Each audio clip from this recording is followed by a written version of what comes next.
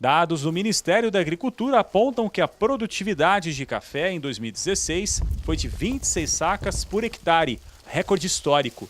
A colheita total até dezembro foi de 51 milhões de sacas de 60 quilos, a maior parte do tipo arábica, já que o Conilon teve problemas na safra do Espírito Santo.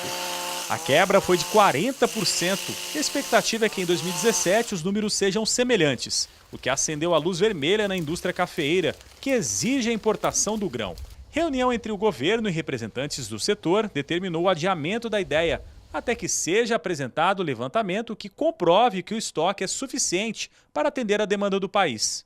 Sobre este cenário positivo, mas ao mesmo tempo com instabilidade na cafeicultura, eu converso a partir de agora com José Carlos de Lima Júnior, ele é consultor de mercado. José Carlos, vamos falar primeiro do aspecto positivo em relação à super safra que nós tivemos, principalmente do grão arábica no Brasil. O que aconteceu? Por que foi tão positiva essa safra no ano passado? Nós temos uma vantagem comparativa com relação a vários países do mundo, que é a primeira qualidade do solo e também a qualificação, a qualificação técnica do cafeicultura aqui no Brasil. E nos últimos tempos nós tivemos um investimento em tecnologia que tem dado esse ganho de produtividade em algumas regiões.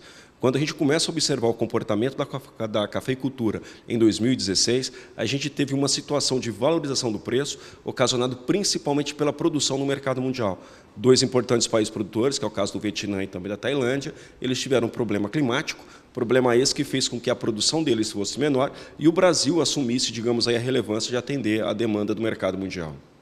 Já em contrapartida, ao contrário do arábica, o Conilon enfrenta problemas em 2016, enfrentou problemas em 2016, que já vem de algum tempo, e isso daí trouxe uma complicação, uma instabilidade para a cafeicultura nacional. Sim, aqui no Brasil nós temos dois tipos de cafés, vamos trabalhar dessa maneira. Nós temos o arábica e temos o Conilon, que é utilizado principalmente, o Conilon, pela indústria no café moído, que é comercializado principalmente em cápsulas.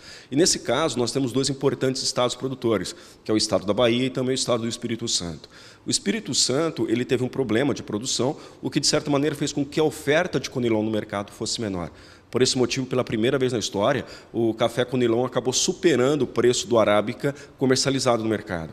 Ou seja, foi um caso totalmente atípico, marcado principalmente pela baixa oferta do Espírito Santo, pelo problema climático e também pela própria demanda da indústria, porque há de considerar que o consumidor ele tem um hábito de fazer o consumo do café e, de certa maneira, a demanda não se manteve alterada, independente se teve crise ou se teve problema de produção na agricultura. E aí, José Carlos, a gente vem ouvindo o mercado, ouvindo os produtores discutirem muito, desde o final do ano passado, a possibilidade de importação do café Conilon aqui no país. O Ministério da Agricultura decidiu adiar essa importação e a gente vai conversar agora sobre o que pode trazer positivo e negativo para o setor. Vamos começar pelo negativo. Caso seja realmente aceita esta importação, o Ministério da Agricultura começa a importar esse café, principalmente do Vietnã. O que pode acontecer com os cafeicultores brasileiros, mais especificamente do Espírito Santo? Eu acho muito delicado abrir um precedente de importação para o café, até porque o preço do Conilon agora em 2016 para agora 2017, ele foi marcado por um evento externo climático que acabou prejudicando uma safra. Portanto, a indústria, se a gente considerar o problema do preço que ela está pagando, porque ela está comprando do produtor um preço mais alto, até porque a oferta da produção, tanto no mercado internacional quanto no mercado interno, está menor. Isso faz com que a saca seja valorizada.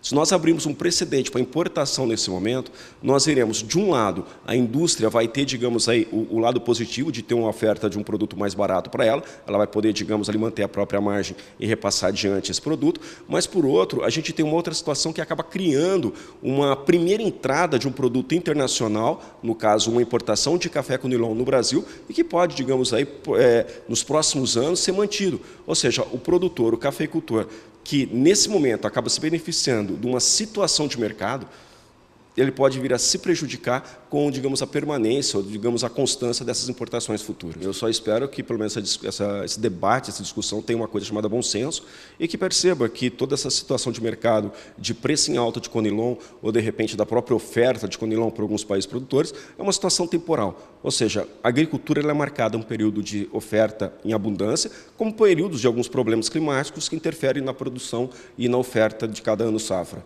Então, eu só espero que tenha bom senso e e que, de repente, essa situação de curto prazo, que a gente acaba, digamos, amenizando essa situação no primeiro momento, não venha gerar prejuízos em médio e longo prazo para o Brasil, principalmente para o cafeicultor. Muito obrigado. Com você e com o José Carlos de Lima Júnior, falou para a gente a respeito desse cenário instável, mas ao mesmo tempo positivo dentro da cafeicultura brasileira. Voltamos ao estúdio.